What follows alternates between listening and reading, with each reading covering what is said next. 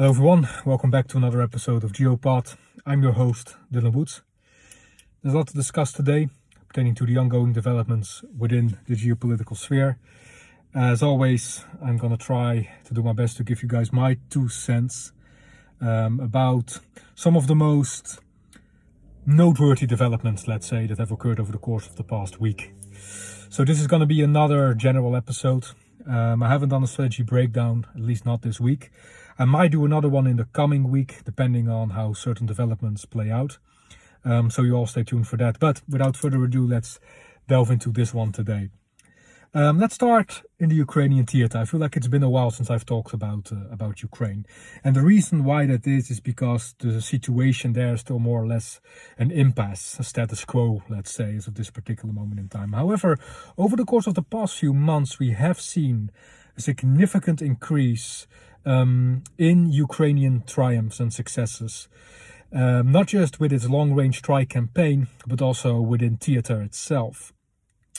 Now, as of this particular moment in time, over the course of the past month, I believe, it marks the first time that Ukraine has gained more ground within the theater than Russia has, ever since, I believe, 2 years or so. So that's very telling. And the main reason why that is because as of this particular moment in time, Ukraine has more successes with its battlefield air interdictment campaigns. Now, BAI campaigns were something that Russia relied heavily upon in order to strike Ukrainian ground lines of communication, Ukrainian rear, in order to disrupt logistical trajectories, in order to disrupt the mobilization, localization, or the organization, structurizing of forces, and to make their ground raids and maneuvers more unpredictable and thereby more efficient. However, ever since Russia's access to Starlink was denied by Mr. Musk, it has proven to have an immediate effect on their battlefield efficiency and their battlefield successes. Ever since their access to Starlink was denied, the battlefield air interdictment campaigns of Russian forces have decreased significantly in their efficiency and allowed Ukraine to take advantage of that and to boost their own strike campaigns, drone campaigns, and the disruption of Russian ground lines of communication in order to turn the tide in their favor. Now, these developments do not necessarily mark a giant change or a strategic turn the tide, let's say, and it will not necessarily mean that Ukraine, as of this particular moment in time, is winning the war, although they most certainly are on the winning hand, based surely upon the resources and manpower lost on the Russian side. So that speaks for itself. However, these minor or relatively minor victories might very well accumulate or culminate in larger operational and strategic triumphs and successes. And if that occurs, then the Russians will find themselves in quite a predicament, especially given the fact that their economy is suffering severely. They've lost over almost 1.5 million professional troops at this particular moment in time, a myriad of valuable resources and military platforms. So if these losses continue to mount, backed up by an ever depleting economy and a more significant increase in manpower losses and personnel losses, then it might very well mean a turn of the tide, let's say, in this theater, in this particular conflict. As of this moment in time, I feel like it's a little bit too early to celebrate. It's a little bit too early to designate current tactical Ukrainian triumphs as a turning point within the overall war itself. But the Ukrainians are doing exactly what they should be doing as of this particular moment in time. They're taking advantage of Russian vulnerabilities. They're adapting. They're innovating in a persistent and consistent rate. And it shows. It has direct effects on the field of battle, which is, by the end of the day, what you want. You want your maneuvers and endeavors to count for something, to amount to something. And Ukraine has been incredibly effective in that regard. As of this particular moment in time, many European countries consider Ukraine to be the strongest military, or at the very least the most battle-capable military force on the continent. And they might not necessarily be wrong there. Surely, we must remember one thing. There are still a lot of military elements that Ukraine is lacking as of this particular moment in time. both pertaining technological advancements as well as strategic capabilities across every area, every industry, every sector of warfare.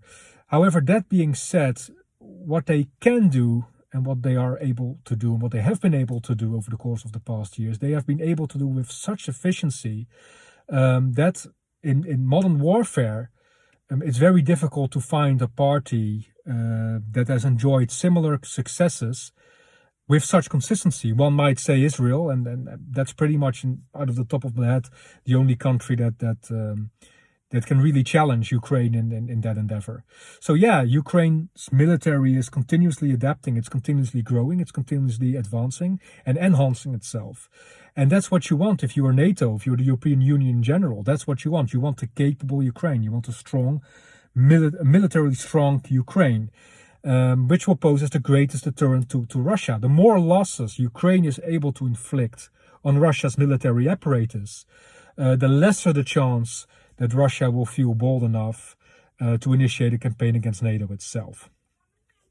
So that pretty much has been the case within the Ukrainian theater over the course of these past few months.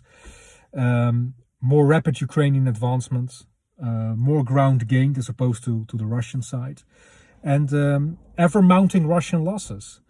And Russia is very much fighting a very challenging and difficult war, and I don't see that changing anytime soon. Russia's spring-summer offensive, the spring-summer offensive they had planned for this year, is already severely disrupted, meaning its efficiency and its inevitable yield, or its potential yield, or its eventual yield rather, will be significantly degraded already before it fully has gone into effect, before it's fully been initiated. And that has kind of been Russia's problem over the course of this entire war, of this entire conflict. A lot of plans, a lot of doctrinal rhetoric, very little results. And let's hope for Ukraine and the greater Europe that continues to be the case. So now let's go over to the Middle East. Iran and the United States remain pretty much in a deadlock as far as negotiations go. No surprises there. What the Iranian side has been doing over the course of the past few weeks is trying to consolidate its control over the Strait of Hormuz. The Iranian regime understands that its previous deterrent strategy was full of holes and full of vulnerabilities and simply did not work. United States and Israel were not deterred at all by Iran's vast and intricate proxy network spanning throughout the region. They were not deterred by Iran's ballistic missile capabilities. They were not deterred by Iran's drone capabilities. And one might say they were not deterred by Iran's rhetoric, which implied that they would close off the Strait of Hormuz, which is obviously something that they have done. And one might say has been one of their most efficient maneuvers over the course of this war. So obviously the Iranian regime wants to double down on this. They want to consolidate their control over the Strait of Hormuz, which goes completely against international and maritime law, by the way, just to put it out there for you guys. At the same time, their information campaigns are going strong. But it's very geared, it's very focused on the Strait of Hormuz. Now, as of this particular moment in time, what Iran wants to do first and foremost was consolidate its legitimacy over the Strait of Hormuz in the eyes of the geopolitical sphere, of the global geopolitical international community, right? And first and foremost, they want to gain recognition by their allies. As of this particular moment in time, various nations have entered talks with Iran pertaining to transit through the Strait of Hormuz, thereby more or less recognizing Iran's claim on these sovereign waters. I'm talking about Malaysia, I'm talking about Iraq, obviously, no-brainer. I'm talking about Pakistan, the same country, Pakistan, which professed to be this neutral mediator between the Islamic Republic and the United States of America. But also Pacific countries such as Japan have open talks with Iran pertaining to the situation in the Strait of Hormuz, and may be very likely to pay Iran some sort of toll, or at the very least comply to a specific set of guidelines laid out by the Islamic Republic in order to keep their transit, to keep their ships going through the Strait of Hormuz. Now, why is the legitimacy of Iranian governance over the Strait of Hormuz so important to them, because the more countries recognize their claim on these waters, the harder it's going to be for the United States and its allies to challenge that directly, right? When it comes down to global economy, when it comes down to the shipping of oil and the shipping of natural resources, continuity must be upheld at all costs. That's the viewpoint, that's the perspective that pretty much every nation around the globe agrees to. And once Iranian control over the Strait of Hormuz becomes institutionalized, becomes regular, and business may continue, at least for numerous countries, as usual, then any development that challenges that continuity, that challenges that regularity, might be met with increasing scrutiny, and perhaps even by outward resistance. So the United States, if it's serious about maintaining its influence and keeping the pressure on Iran, cannot allow the Islamic Republic, cannot allow the Islamic Revolutionary Guard Corps to enforce such a governance over the Strait of Hormuz. And as of this particular moment in time, Iran has really been busy, really been working towards solidifying its government, solidifying its legitimacy, let's say, of its control over the Strait of Hormuz, rather than imposing immediate tolls. Although recent intelligence assessments have shown that Iran has enforced its toll scheme on numerous nations trying to let their ships pass through the Strait of Hormuz. So eventually, of course, that's what the Iranians want to do. First and foremost, consolidate their control over the strait, and then enforce a toll scheme that will boost their economy and allow them to evade and recover from strict sanctions laid out upon them by the international community, which in turn will allow them to regenerate their ballistic missile programs, recover from the damages they've suffered over the course of this war, and allow them to become a harder target in the future. All of these developments are incredibly detrimental to United States interest, Western interest, and global interest, one might say. The Strait of Hormuz is a sovereign waterway, and it must stay that way for global economic prosperity and the integrity of international shipping and international trade. And these are the whims of a terror regime that seeks nothing but to achieve its own strategic objectives by any means necessary, even if it destabilizes the entire global economic network. At the same time, Iran's rhetoric towards the Gulf states has become increasingly challenging. They have attacked Gulf states outright, most notably the United Arab Emirates, but also Kuwait and Bahrain has suffered attacks by Iranian militias stationed in Iraq. So Iran, more or less, is still continuing to pose a threat to these Gulf states, still continuing to pose a threat to the region through its proxy network. Whatever reasons the United States and Israel had to start the Combined Strike Force campaign, these reasons still exist. Yes, Iran's military capabilities, as I previously discussed on this channel, have been degraded to a severe extent, especially the state of its defense industrial base, which Iran will probably take years in order to fully recover from that. However, their military capabilities still persist, albeit in a degraded state. They're still able to launch missiles. They're still able to launch drones. They're still able to enforce some form of control over the Strait of Hormuz. The Islamic Revolutionary Guard Corps is still standing. The Ayatollah regime is still standing. So the more time you allow Iran to regenerate, to recover, the more detrimental it will be to your own interest. And the harder it will be to take care of them in a second round of fighting, which, in my opinion, will occur or should occur if your strategic objectives are still relevant to you as of this particular moment in time. And that's a question that Benjamin Netanyahu and Donald Trump need to ask themselves, obviously. Iran is adapting. The question now becomes whether the United States and Israel are doing the same thing. We already know that negotiations are going nowhere. Iran isn't going to back down. The United States of America isn't going to back down. Now, Trump has given them various ultimatums, all of which have been delayed and has extended.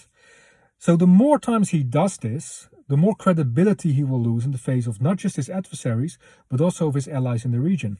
He recently had a meeting with Xi Jinping, the head of the People's Republic of China. And already that meeting resulted in a slight alteration pertaining to his stance on Taiwan and Taiwanese sovereignty, where he says that he doesn't necessarily look forward to coming to the aid of a United States ally 10,000 miles away.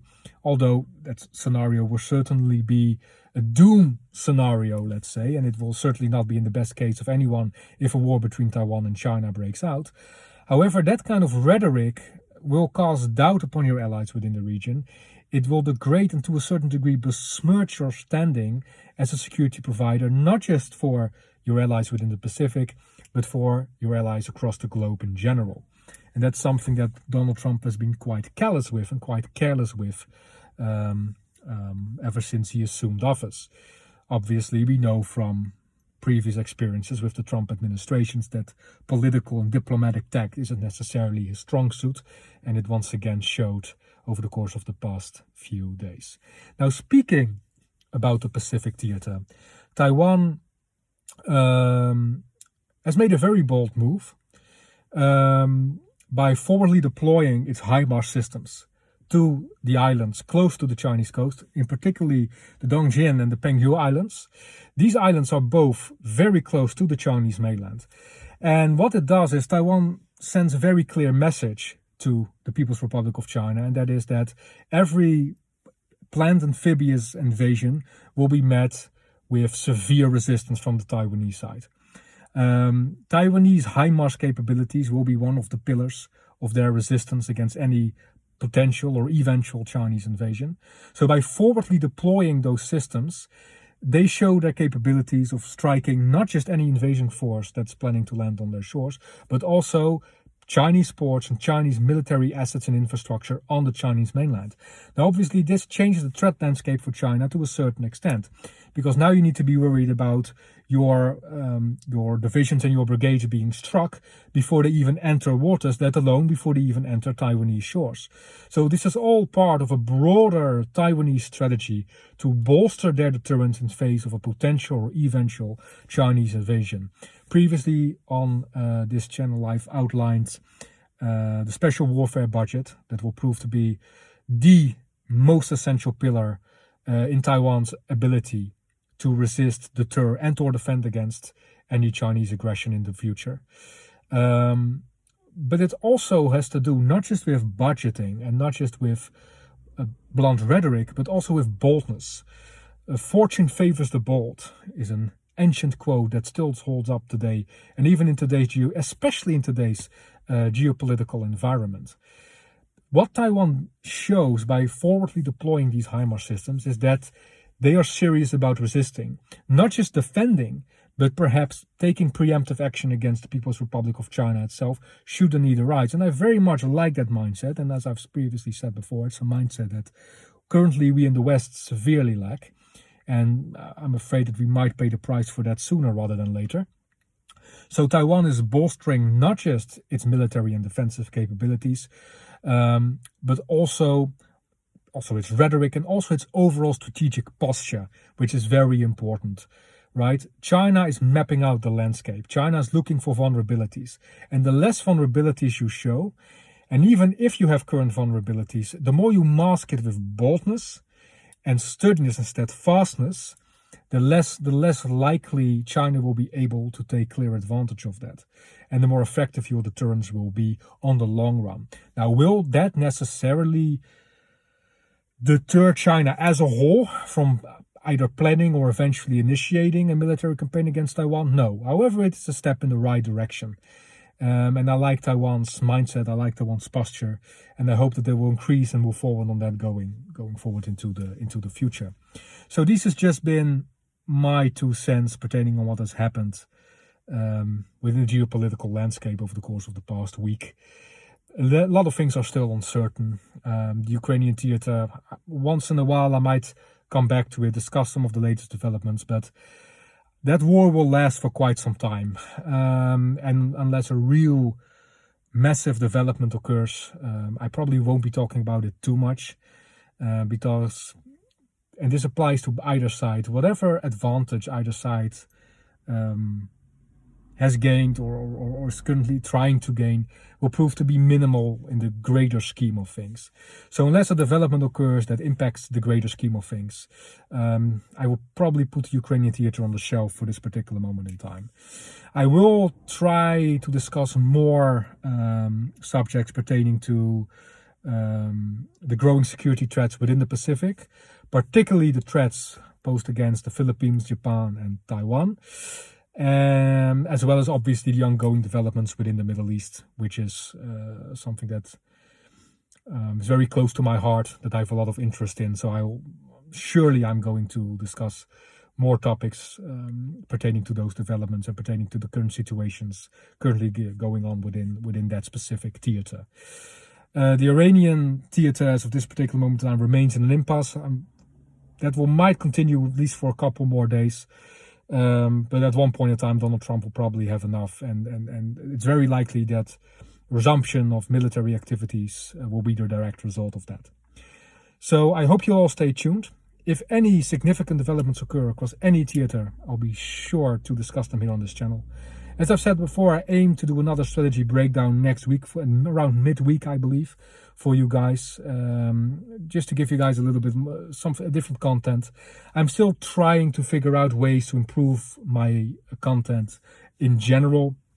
There's a lot of systems that I want to integrate in my videos, maps, geospatial data, intelligence assessments I want to show you guys, just to make my content a little bit more profound. So I hope you all stick around for that. And if you guys have any comments or advice for me, please feel free to leave it in the comment section down below. As I've said before on multiple occasions, geopolitics, strategy, warfare, strategic studies, that is my bread and butter. As far as the digital realm is concerned, I'm a novice still, so any advice in that regard is more than welcome. I thank you all very much for taking the time to watch this clip. If you have any subject you want me to discuss next, if you have any questions for me, or just any comment in general, please feel free to leave it in the comment section down below, or reach out to me on one of my socials. Once again, thank you very much and have a blessed day.